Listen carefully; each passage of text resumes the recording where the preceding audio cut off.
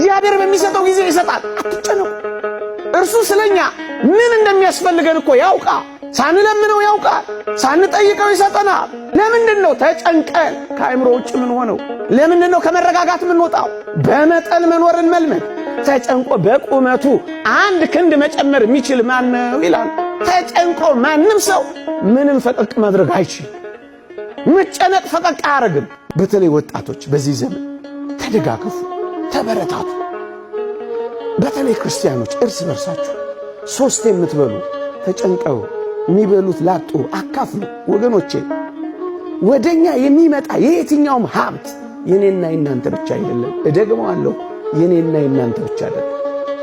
እንድናከፋፍል ነው ለኔና ለናንተ የተሰጠ።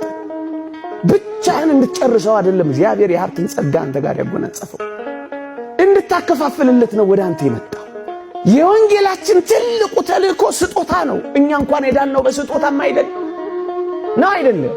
ትልቁ ጸጋችን እኮ ስጦታ ነው። መጽሐፍ ቅዱሳችንን ገልበጥ አርጋችሁ ስታዩት የሚያስፈልጋቸውን ባትሰጧቸው ምን ይጠቅማቸዋል እኮ ነው ያለው።